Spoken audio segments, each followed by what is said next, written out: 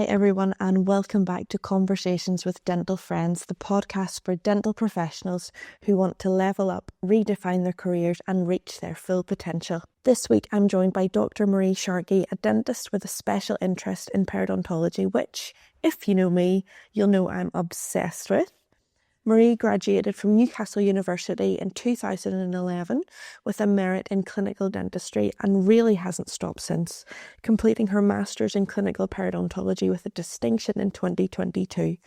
Marie works between practices in Northern Ireland and in England, and we're diving into her career journey, how she transitioned into special interest dentistry and what it was like getting back to work after maternity leave. If you're a new mum in dentistry, thinking about shifting your career focus, or just here for a good chat about perio because, same, you're going to love this episode.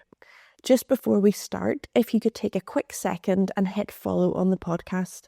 It helps more dental professionals find these conversations, and it also means new episodes will land straight to your phone each week, no effort needed. All right, let's get started. This podcast is sponsored by Dura Dental, a company that's been setting the standard in dental innovation for over 80 years.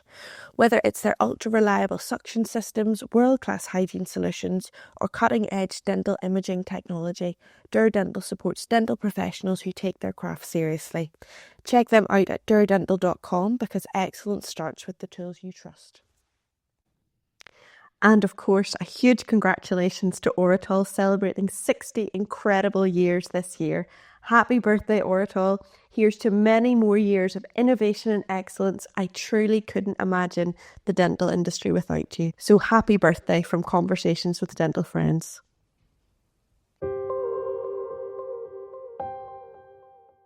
Hello, Marie. Hi, Rachel. Welcome to Conversations with Dental Friends. Thank you so much for taking the time today on our lunch break to record this.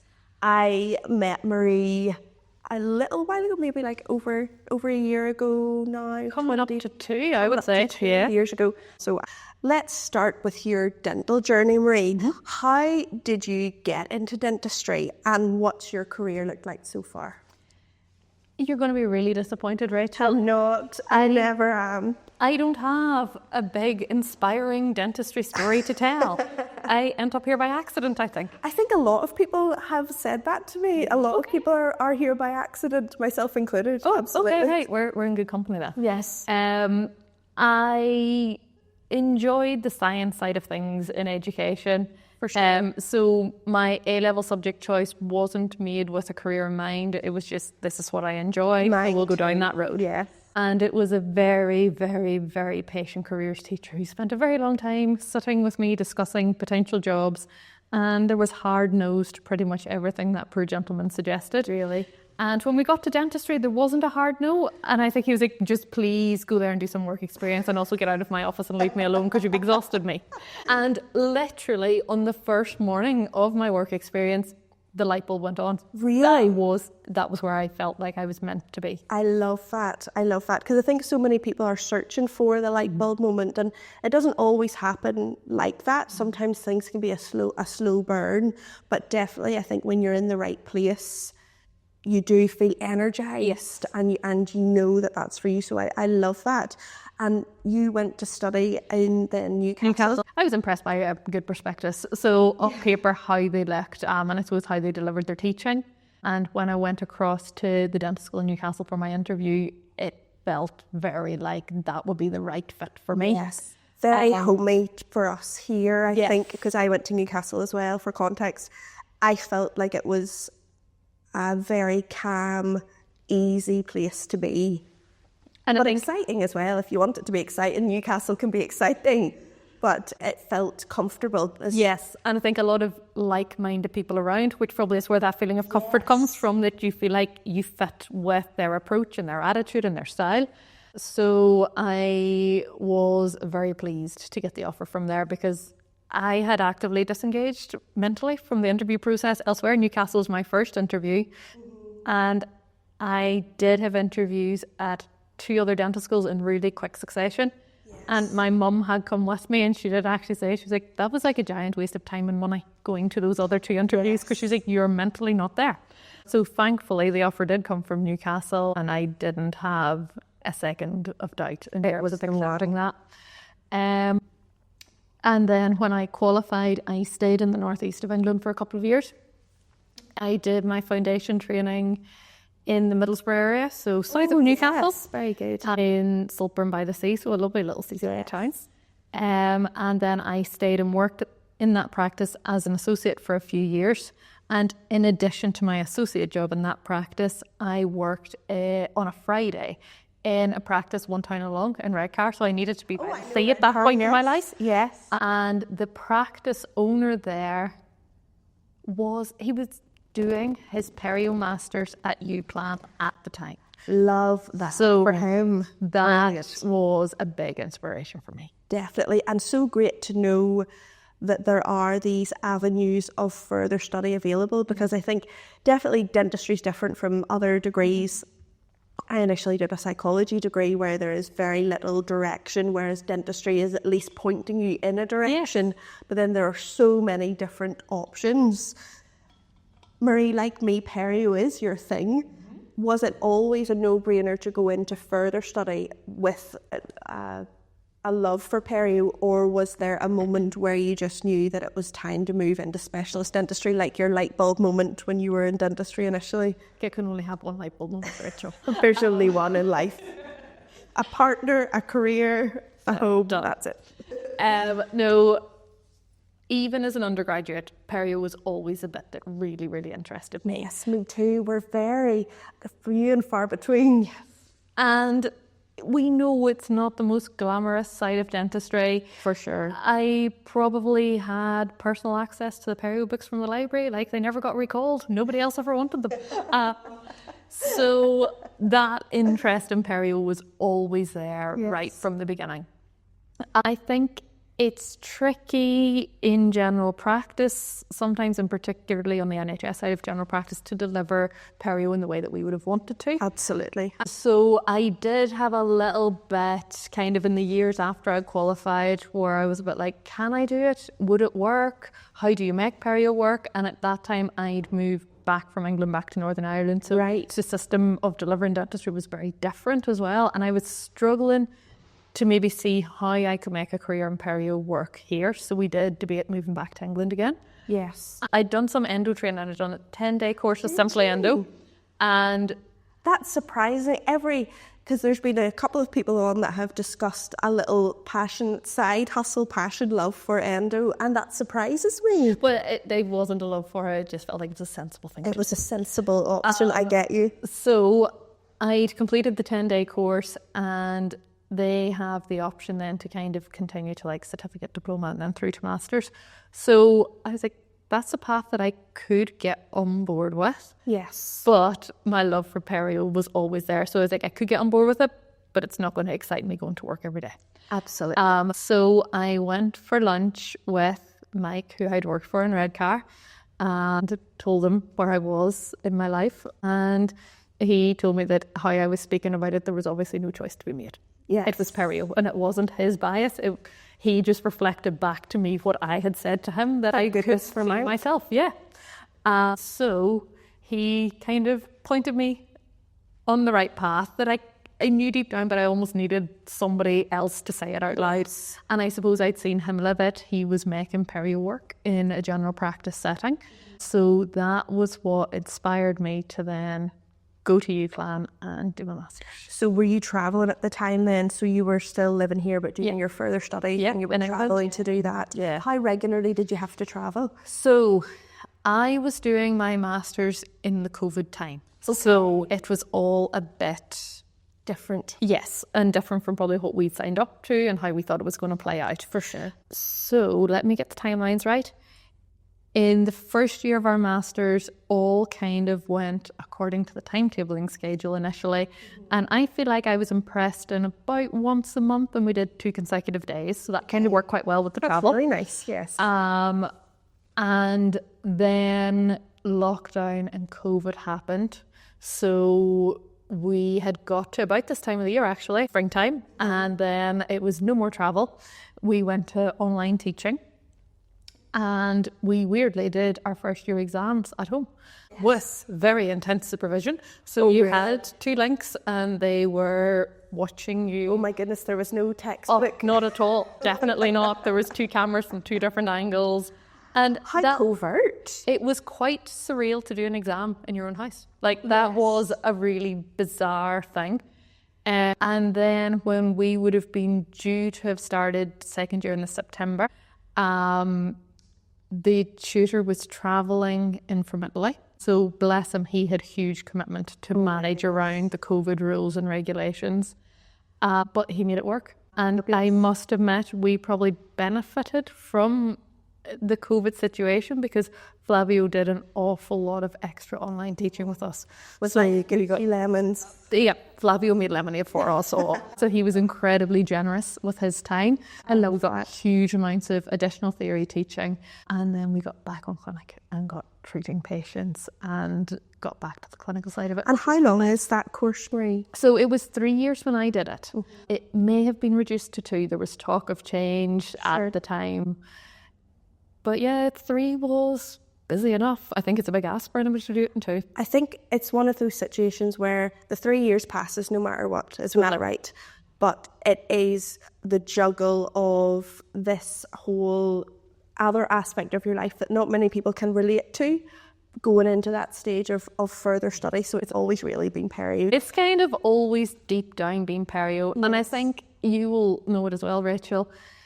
The more perio that we now do, and as the understanding of perio's crossover with systemic disease is growing, we're kind of drifting towards oral medicine a little bit. Yes. And probably going to rely more on our oral medicine colleagues moving forward to help with diagnosis and treatment planning and holistic management of patients. I've never scratched the surface of something that I have ever found so interesting in my life than the whole entire concept of perio, to a point of where I have felt that it's nearly like a vocation to spread the word of the negative and positive effects of treating perio and what can the detrimental effects of not moving forward with it. So I definitely am in the sisterhood with you, the perio sisterhood.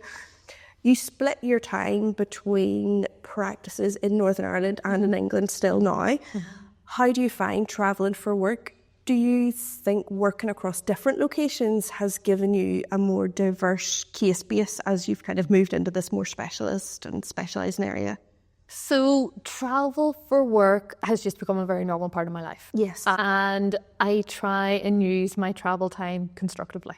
And then I don't resent it. Really? So this has been something that I've been working with and evolving. So travel from home to Belfast is, on a good day, an hour and 10 or 15 minutes. On a bad day, and much, much longer. Yes.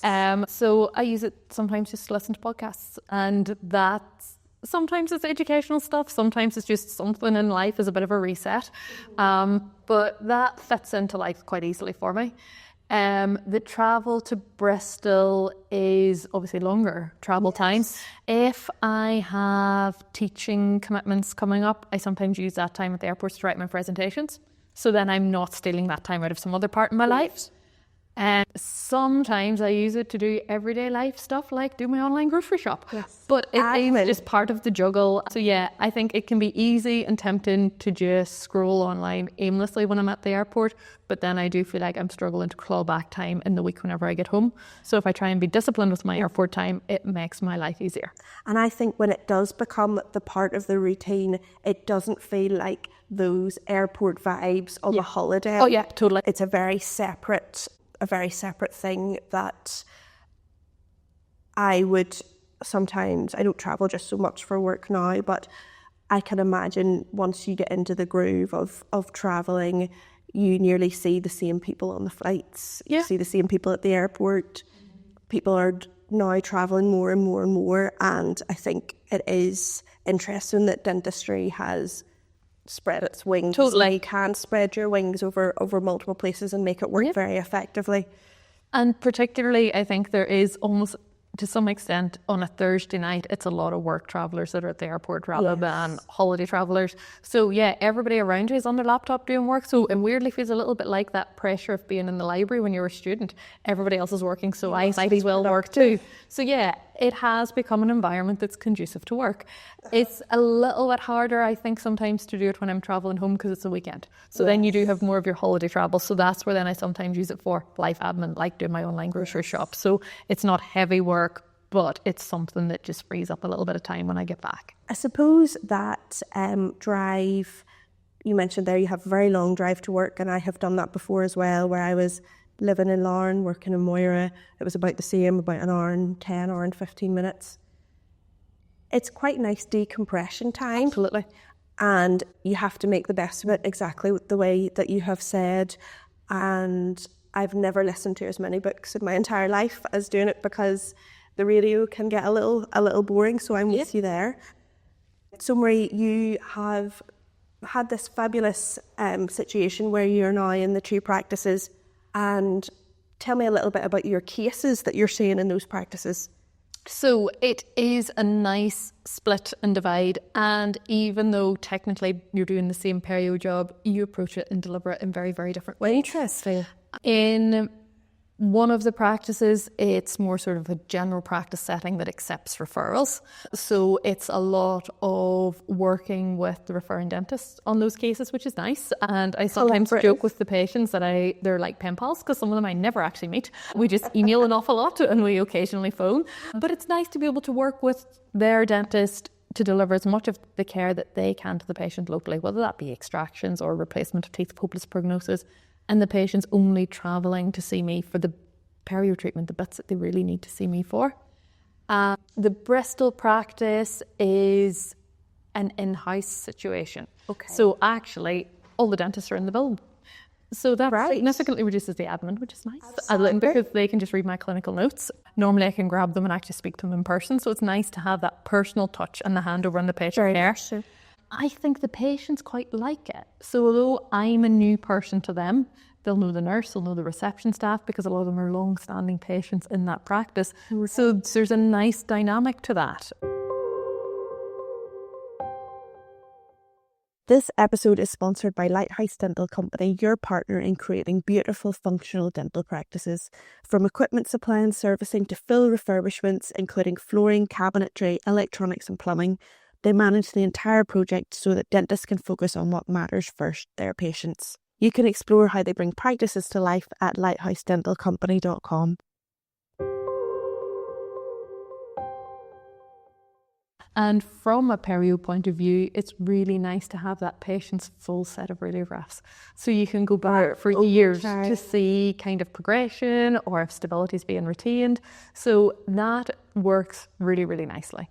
And then my third sort of practice here, it's really nice working alongside all of the other specialists and special interest colleagues, and to see that, yes, there's holistic patient management, but not delivered by one person, actually delivered by a team. And it's really nice working collaboratively with colleagues, because sometimes dentistry can get isolating and you can be very much on your own trying to manage a case, but that team approach is nice. I have always felt that there are these really lonely pockets in dentistry, and I imagine for somebody with special interest perio, that feels a bit like hygiene, or so it can be very lonely.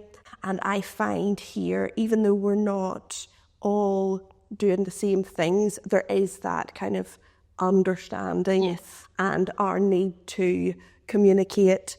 We all have a certain level of, I'll not say perfectionism, but we have a very high standard that we're all trying to hit and emulate across the board. So I think that's really great to be involved in a specialist clinic. But I think you get something out of every environment you work. Yeah, it's really positive. Yeah. And you nearly would miss that breadth. Yes, absolutely. If you were just doing one or the other.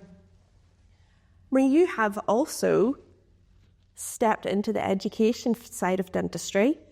You've been running study clubs here at Marber Clinic, and you're speaking at the Marber Clinic conference this year, and you spoke last year as well.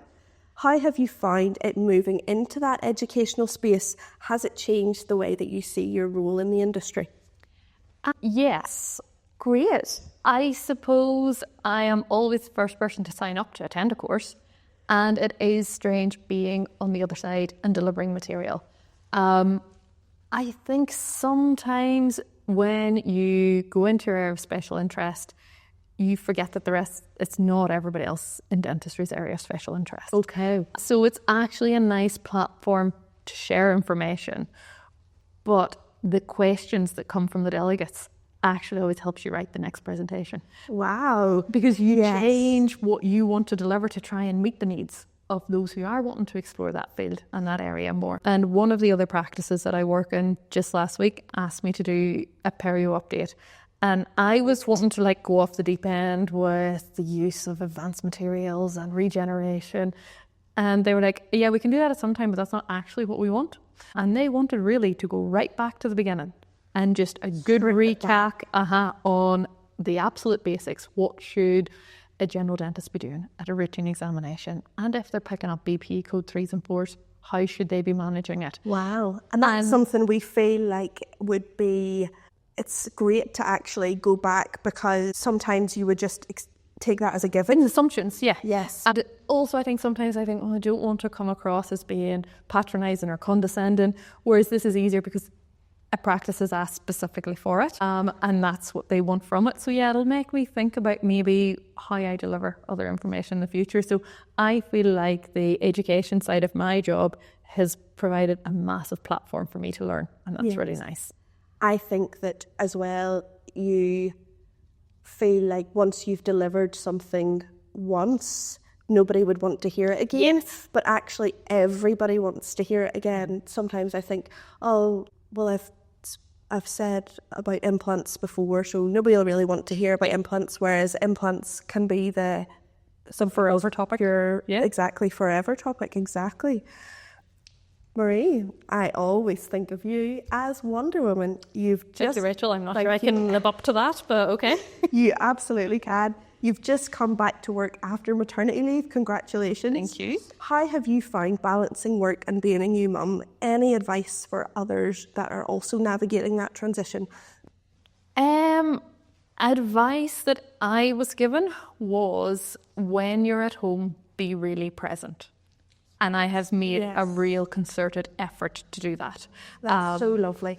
It was really, really good advice that I was given, because I think you can fixate on the guilt for not being there all the time. And if that's what you're thinking about when you're there, you're still not actually there. Yes. So I do make a concerted effort to kind of try and leave work on time, which I would have never ever done before. I hear you. I feel exactly the same. And on time is still usually half an hour after I've finished, but by my standards, that's significantly better. And then because of remote access, I can do my notes, I can do my letters later. Yes. So I used to obsess about having everything done before I would have had my dinner in the evening, so that my working day was complete. And I've had to accept that actually I need to break my working day to go home and have a meal together, to play, to do bath time and bedtime. Yes. And then once all of that's sorted, then I come back in and I do my admin at a different point in the day. So there's little ways of making it work. And I generally, from when I get in from work until after the baby's gone to bed, I don't have my phone. So that's how I make myself be present. That's such a good tip, because sometimes our job, I was actually speaking to a patient about this today, there's a lot of front of stage dentistry and there's a lot of backstage dentistry. And for example, during COVID, my backstage dentistry, I nearly made my job, my day-to-day life. There is so much of it that you have to try and do and achieve. Another guest said to me, nobody is as productive as a mother, and every single minute is accounted for. You find yourself doing things so efficiently.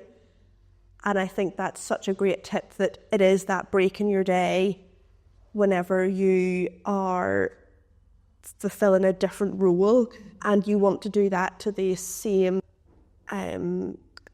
account that you hold yourself to your day job. Yep. You want that to be as good as you can be, and you can always pick things up as well. Yeah, and it doesn't have to be. I do a lot of letters now, either late at night or early in the morning, as patients can testify, because they get emails at really weird times. But you just find ways of making it fit into your own life and work. And the reality is I have a lot of family support. Yes. And without that, I couldn't work the hours that I work and know that Neve's still being well looked after. Yeah. So I came back to work quite early, but my husband is still off with Neve, and he will be due to go back to work in about 6 weeks' time. So she'll start nursery when she's 10 months. So I think that helped.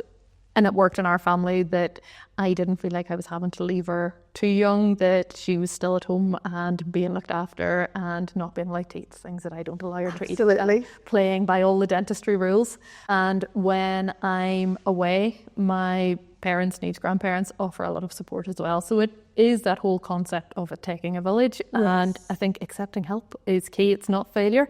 It's actually what keeps everybody going. 100%. And that's such a hard thing to accept at the beginning. I was always so terrified of what my life would look like next, because there's a very clear measure of your day. You know when you're doing well. There are things that, I felt like I went through my day and was able to go tick, tick, tick. And then whenever I was on maternity, I didn't have the tick system, the control freak. And it was very hard to navigate that. But actually, everything just finds a way of working, doesn't it? Everything, you can figure out anything that you're doing, and you can still have a successful career and be present in your career. You're not cast to the side. And I love that. I love that about dentistry. Where you have had such an inspiring career so far, you're certainly a massive inspiration to me. I would love to know who you find inspiring within the dental field.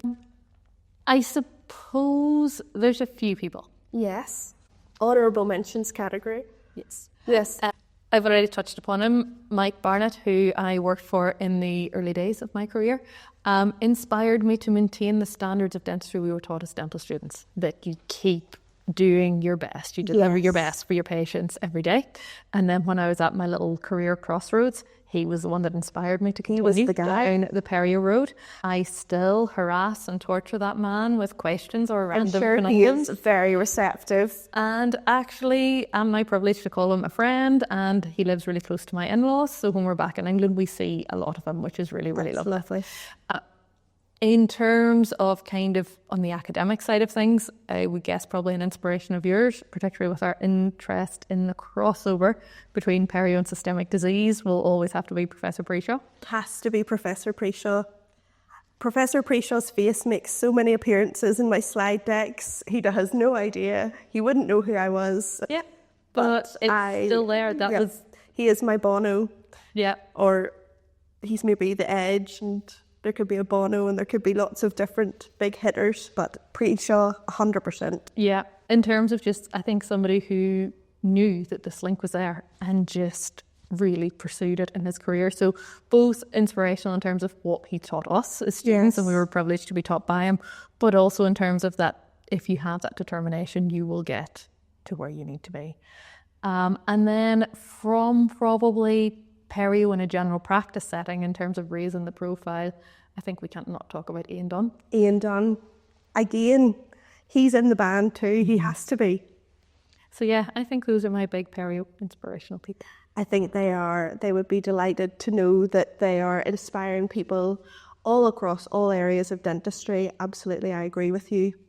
Fabulous. Marie, what's next for you? Do you have a clear career plan or pathway, or do you take things as they come? Where do you see your career heading from here? Mm-hmm. It's a really interesting time to ask me that question, Rachel, because it is something that I am giving a lot of thought to. Reflecting. I really enjoy my split across the practices that I work on. I like the variation that brings to my life. So I would like to kind of maintain that sort of work balance. A lot of people in dentistry often ask, well, if you're on a perio background, are you headed towards implant training? I don't think so. I don't think implant placement is something that excites me or in the same way that perio does. I am happy to try and manage periimplantitis, and I enjoy that side of things. But for me, I don't see implant placement in certainly my next 5 or 10 years in dentistry. That might change moving forward. I don't know. But it's not something I see myself doing at this time. I think continuing with some additional perio training, particularly looking at stuff that's happening in Europe. I have been to Bologna and done the 3-day resection management course with Sue Kelly. Okay. I would like to go to Bern and do their tunneling approach to resection management. So that is something that's definitely on my radar as a thing that I would like to do in the sort of short-ish term. And then the question always sort of circles is, I'm currently a special interest dentist. Do you try and get full specialist training and get on the specialist register? And that's maybe a more medium to longer term question rather than short term.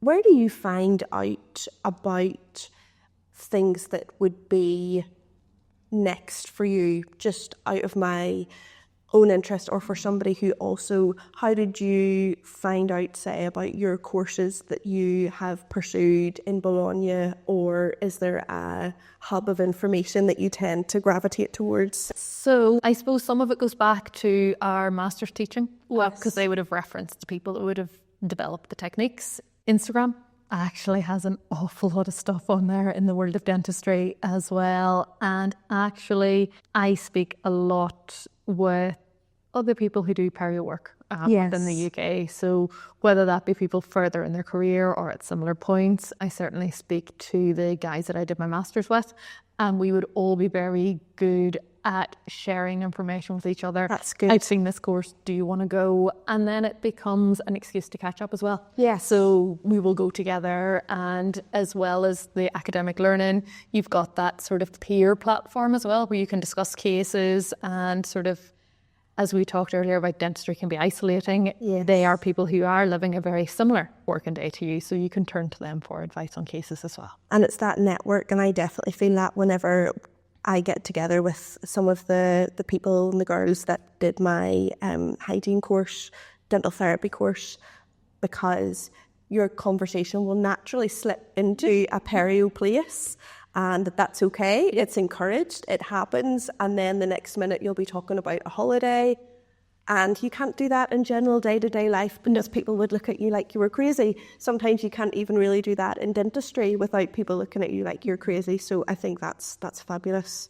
Ray, thank you so much for taking the time today to chat to me on this little podcast project. I really appreciate it.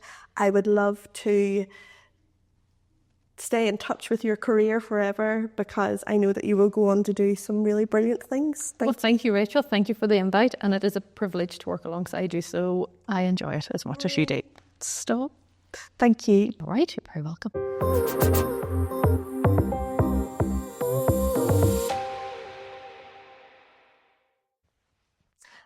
Perio and Marie, two of my favourite things. A huge thank you to Marie for joining me on Conversations with Dental Friends and sharing such a refreshing perspective on career progression, travelling for work, and making it all work as a new mum.